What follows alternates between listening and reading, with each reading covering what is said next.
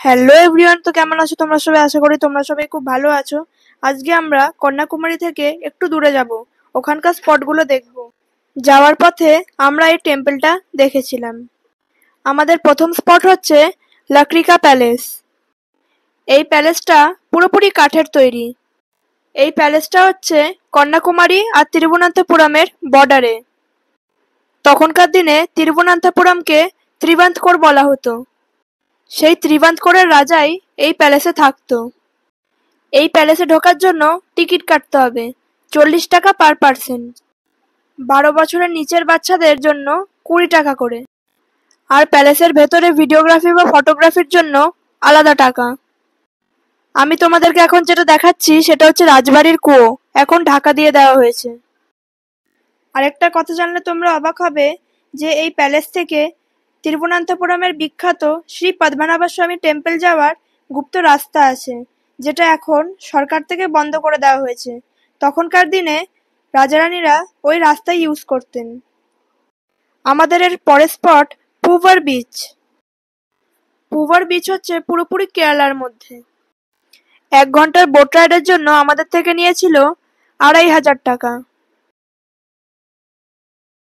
আমি তোমাদেরকে প্রাইস চার্টটা দেখিয়ে দিচ্ছি।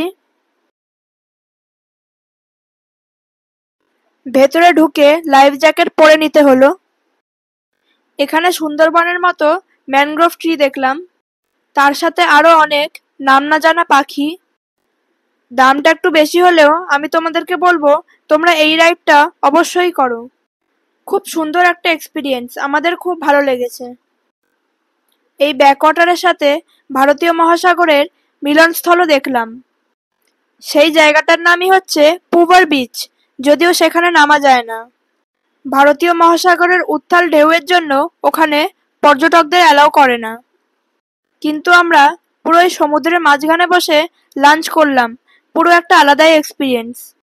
অনেক কথা বলে ফেললাম, এবার আমি তোমাদেরকে দেখাচ্ছি, তোমরা দেখতে থাকো।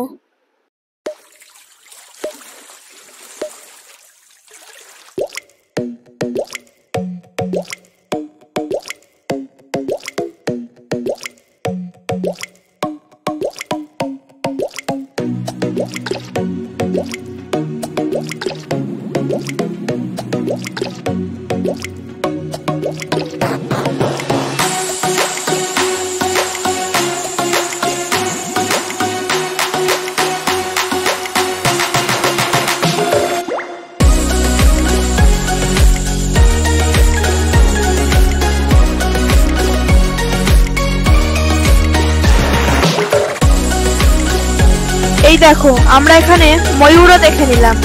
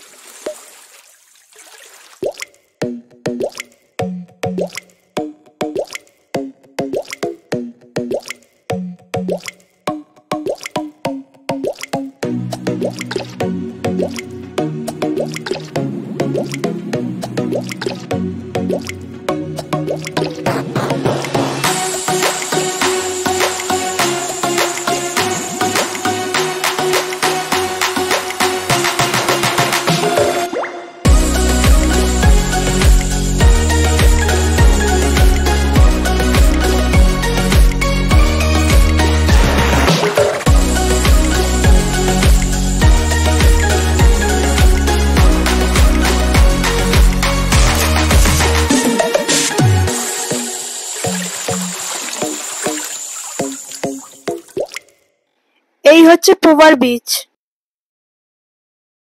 আশেপাশে দেখো অনেক রেস্টুরেন্ট রয়েছে, এরকমই একটা রেস্টুরেন্টে বসে আমরা খেয়েছিলাম। এই রেস্টুরেন্টগুলোকে বলে ফ্লোটিং রেস্টুরেন্ট। আমরা এই রেস্টুরেন্টের মধ্যে বসে খেয়েছিলাম। দেখো ভিউটা কি সুন্দর। আমরা স্টিম রাইস, এগ রাইস আর প্রন কারি খেয়েছিলাম। আমাদের কিন্তু পুরো রাইডটা 1 ঘন্টার মধ্যে শেষ হয়নি, তার জন্য কোনো এক্সট্রা চার্জ আমাদের থেকে নেওয়া হয়নি। এই ভিউটা আমরা একটা মন্দির থেকে পেয়েছিলাম। ওই মন্দিরটা থেকে বিবেকানন্দ রক মেমোরিয়ালও দেখা যাচ্ছিল। এতগুলো ময়ূর একসাথে দেখে বেশ ভালো লাগলো, তাই ভিডিও করলাম। আজকে আমাদের কন্যাকুমারীর লাস্ট দিন। পরের দিন আমরা আবার তিরুবনন্তপুরমের পথে রওনা দেব। তো দেখা হচ্ছে তোমাদের সাথে পরের ভিডিওতে।